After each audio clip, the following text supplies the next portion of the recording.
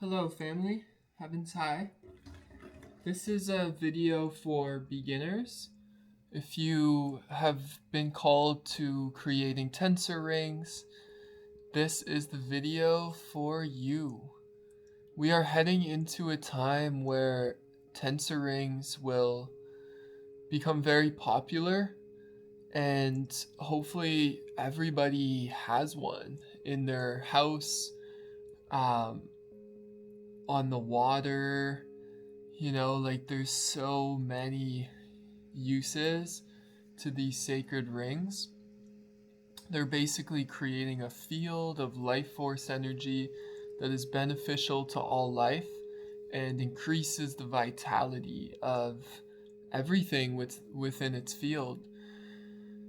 So I feel called to create this video to make it really simple. I usually start off with the sacred cubit when I'm teaching people, and the sacred cubit is the original cubit that was utilized when Slim Sperling and his divine associates came across this technology in the 90s. And this measurement is from the King's Chamber, from the Great Pyramid of Giza. It's also called the royal cubit or the Egyptian length. And this cubit is the 144 megahertz frequency. So quickly, to describe the word cubit, it's simply the length of measure that we cut our twisted wire to, and we twist clockwise. And basically any length of something, specifically in this context the wire, it will harness a frequency. Same thing with a singing bowl. The length or the width of the bowl will have a specific frequency. So this is really what a cubit is, and the origins of the word cubit comes from elbow, so the measurement from the tip of the finger to the elbow. This was the etymology of the word cubit. So it's really simple, there's a few principles that we get our wire. We use a metal. We mostly use copper wire. It is very accessible. And we're going to be in the heart space, so be in a very natural, relaxed, joyous consciousness while you're making the tools, because your energy is going into the copper while you're twisting it, because copper has a crystalline structure, and you can program crystals. You can program your copper with intention. And same thing with water. You can program your water. So here we have some rings around our water, and this is structuring and purifying and energizing our water. And really what you'll need is some tools, which I'll make very clear for you. I also have an ebook that is available through the website www.moonasmagica.com or the Etsy shop. And I just want to share this. This technology has shifted my life in a very positive trajectory, and so much healing and love and abundance has come from being a creator and a teacher of this technology. And I'm just a humble steward of the law of one, doing my best out here to share this positive light. So we're gonna need the tools, and we're gonna basically make it very, very simple. So I'm very excited to share with you, and you might have seen my past videos. There's tons of videos on the channel, some within more advanced creations. So if you're just getting into this and you want to start from the beginning, I'll give you everything that I know based on my experience, and I hope that this serves you, and leaving you in so much love and peace, and I'll see you soon. So what we do need is the knowledge of the cubit lengths. So I'll give you the sacred cubit right here. So it's 20.63 inches. I work in inches. I live in Canada. This is, pretty normal standard of measurement here. So 20.63 inches if we're going to make the sacred cubit together. And you can find cubit lengths on forums. You can Google tensor rings. You can find the lengths. You can do the research. The Moona's ebook has all of the cubit lengths. I'm going to do an updated version very soon. And the book has been flying. A lot of beings have been loving it and finding it very helpful. It's been getting really good feedback. I'm going to refine it as we go. But yeah, you'll really just need to know that. You will need a digital caliper, which I'll show you right here. So this is something that you can find at a Home Depot or really any local hardware store. So this is what a digital caliper is. And why we need this is when you're making tensor technology, we want to be as precise as possible cutting our qubit lengths. And, there's tons of qubits that we can use, and more are being found as we go and as we evolve. But this is a very necessary tool. I wouldn't recommend just eyeballing the 20.63 inches, as you have a little bit of playroom that the creator's given us. But yeah, this is the tool that you want, and I'll explain exactly very clearly of how you utilize the digital caliper. So really, we just need an open heart. We need to get some copper wire, our tools, and yeah, there's not much to it, as one of Slim's associates said that it's so elegantly simple. Like, how could this be true? Anyways, let's get into it. And as we go, we'll share the love together. Let's make a sacred qubit tensor ring. All right, family. So some of the tools that you'll need is some copper wire.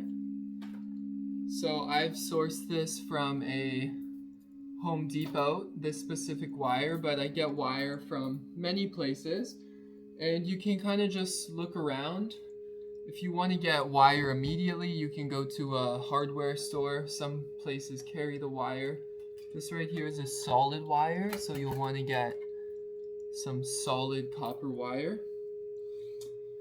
You'll need some wire strippers. You'll need a metal file, a plier of some sort, a wire brush, a drill. Here I have a ruler, which I mark my qubit lengths on, so I only have to do it one time, and I don't have to measure with my digital caliper every time I make a ring. And this is a torch, because we're using copper brazing rods, which are these rods right here. This is the phosphor copper brazing rod. I like these. When I first started, I was using a lead-free silver solder, but I found that a lot of the rings were popping, and I didn't want that to happen anymore because the silver solder is it's weaker, right? So with this copper brazing, you'll never have problems with a ring coming apart. It will be eternally brazed when you create with the copper brazing rods. Sometimes with the harmonizers, I do still use a silver solder, but overall I've been really trying to just use the copper now. So that's up to you. It is a little bit of a different technique, which I'll make a video on, from silver solder to the copper brazing, or you can use like a bronze or a brass brazing. I believe it's brass or bronze. That's a beautiful brazing as well. So those are the tools you'll need, and the first step is getting your wire and crimping the ends. And what you're doing here is you're just grabbing your one end and you're gonna just fold it just like that. And same thing with this end, as tight as possible so you can get it in your drill. And we'll grab our drill. I've cut a very small length of copper wire, so I can just twist it on the camera here to show you. So I've clicked it in, and the crimping is so the wire stays nice and centered. This is one way of doing it, and also one way of making a tensor ring. A lot of people come from different walks of life and have different techniques, but this does work. And yeah, I'm just getting this. I have another plier somewhere, but this will do. Okay, so one of the keys is we're going to be twisting clockwise.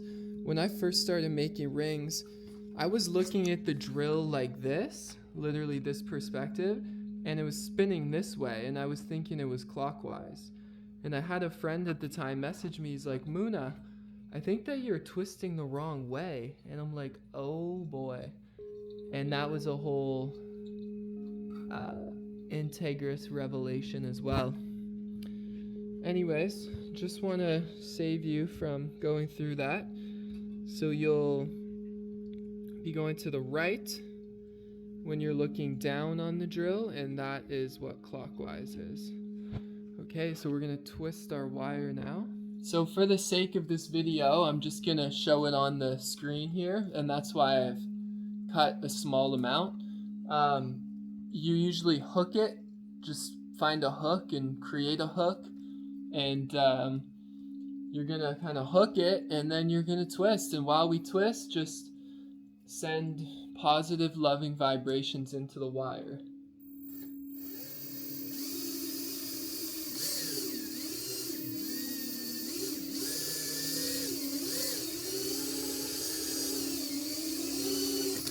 Boom. A lot of the times it will pop, and that is the way. Okay, so now we're grabbing our snips, and we're just gonna cut off the end that was in the drill. We're gonna cut off a little bit of our end there. Okie dokes. Now we have our beautiful twisted wire. Looks like this. I'll show you a close-up here.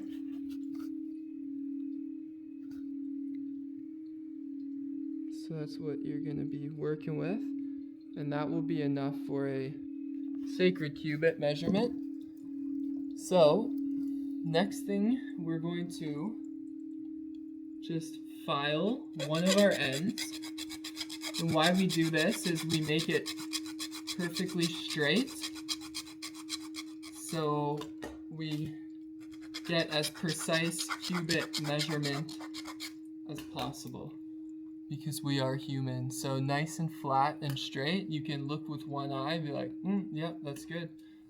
And when you're filing, make sure you're filing straight and it's not diagonal. Okay, let's go the next step. So now we're grabbing our filed end. Is that our filed end? This is our filed end right here. So we only need to file one end, and we're gonna place it right on the mark there. See how it's right butt up against this? So find like a block or something flat. Make sure this is flat. And this is our wire here. So here we've got about 25.5 inches of wire created. So let's go through the process of the digital caliper. So you'll have your list of cubit lengths. If you have the ebook, you'll see the list. And with the qubits, we can fraction them down or times them. So a good rule for it is a half, a quarter, an eighth, a 16th, therefore, etc., etc. Or you can times your qubits. You can make larger rings like times 2. So you can do 20.63 times 2 or times 4 or times 8. So that gives you the idea. So what I like to do, which is not what everybody does, but the way that I've just done it naturally for the years is I'll show you here with the caliper. So we have our caliper on, and I've gone to I'm just gonna flip the camera here for you. See, I've gone to the inches. Now, because we know our sacred is 20.63, I'm gonna pull out 1.63 inches. Just like that, see? 1.63. And I'm gonna tighten it. Now, we're going to take our caliper like this. Whoops, what happened with the... Oh boy, sometimes it... Okay, so we know it's tightened. So that will say 1.63, right? That's what we just did. So now I'm getting my 19. So I leave an extra inch, right? So you could have just done 0.63, but I like to have that extra inch of playroom. So we really just go there, right? And then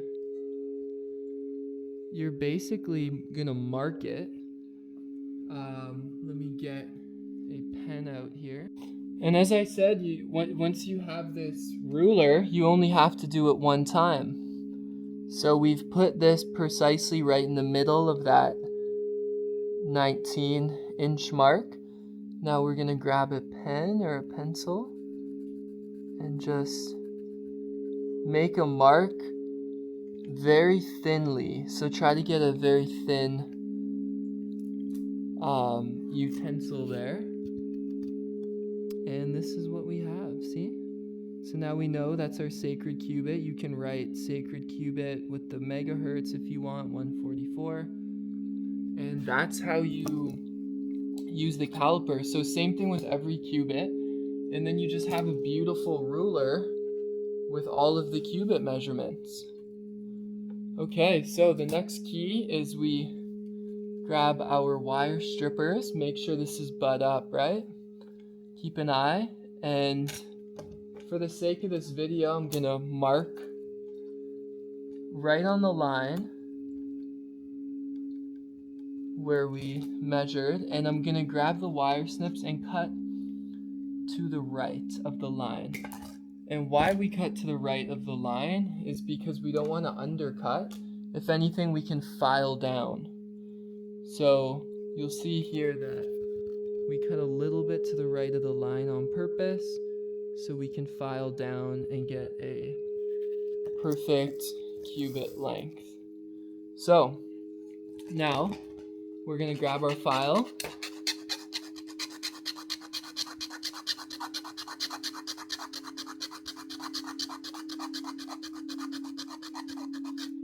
And make sure it's flat.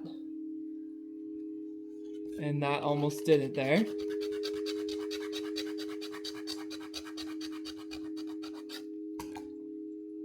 And voila. That'll do it. I'm just gonna make sure this is flat. And I'll show you what we got here. So this is our perfect sacred qubit. Okay. So now we're going to find a cylinder of some sort. I happen to have a bowl right here, but you know, you can make something up, or as I said, the magic of the technology is there'll always be something there to support you. So I just shaped it, and you'll get better with time. The more rings you make, I've made thousands of rings, so I kind of got it down for the most part. And once you braze your ends together, you can always reshape it. Here I've purchased some pliers that don't have teeth, so you're not cutting into the wire if you want to keep your wire nice and beautiful. So really what we're doing here is we're just kind of having fun, taking our time. If this is your first tensor ring, you're not going to get a perfect circle, but that's okay.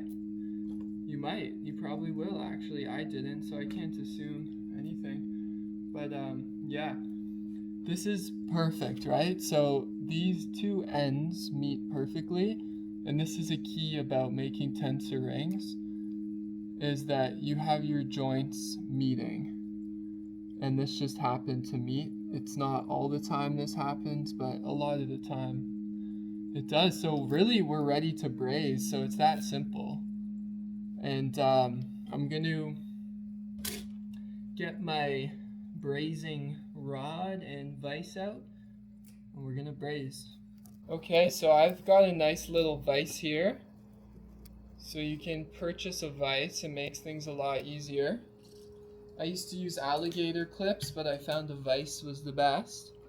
So now you just get your ring and have your ends at the top, and you kind of bend it where they're nice and sturdy on each other and they're kind of pushing into each other. And that's so when you're brazing, the copper will stay pushing to itself, because sometimes the heat will loosen the wire and they'll kind of misalign. So you just take your time, look down on the wire, make sure you're aligned, and you're good to go. I'm going to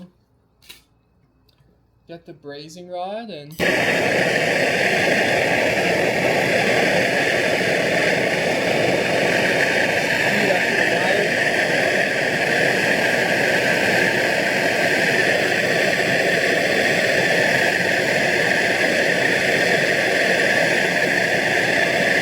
so as an example, you see that those are turning red. That's when you know you're going to bring your wire down and you're going to let God do the work. You don't have to do anything but hold the brazing rod, okay? So watch this.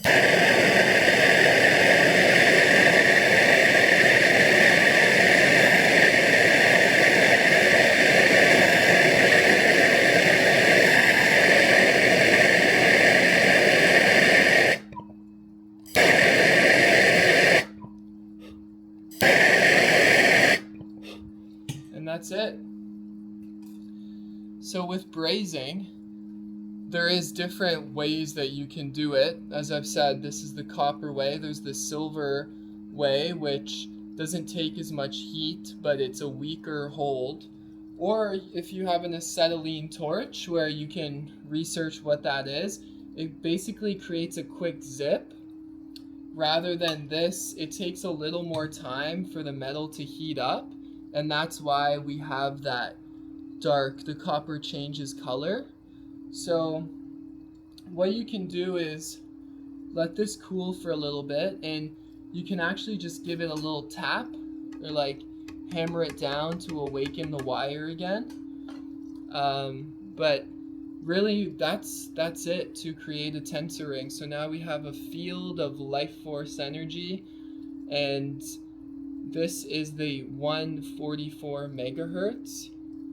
So an at-home solution for cleaning the ring is usually salt and vinegar will clean copper.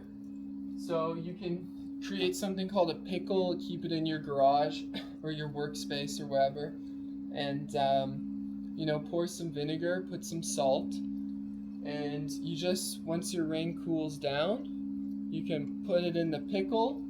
And then your metal brush is to just polish it up afterwards. So I'll give you an example. So this is the pickle right here, so you can just pour a little bit of salt. You can put your ring in, and then you can get some vinegar. Then you can get some salt and get it right nice in there. And it will only take a few minutes to kind of clean up the end. And then once that's clean, we'll do the wire brushing. Alright family, so it's out of the pickle, so it takes a lot off there, and then you can just grab your wire brush and finish it off. You can go around the whole ring as an example.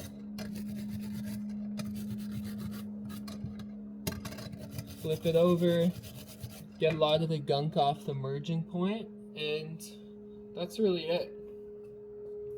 You can give your ring a nice clean polish.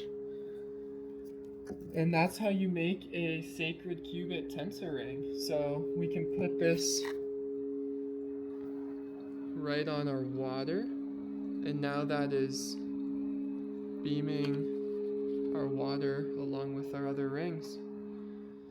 Alright family, hope this served you. If you have any questions, I am available. I'm here to serve you. And also, as I said, the ebook is available. It's got a lot of codes. It's very inspiring.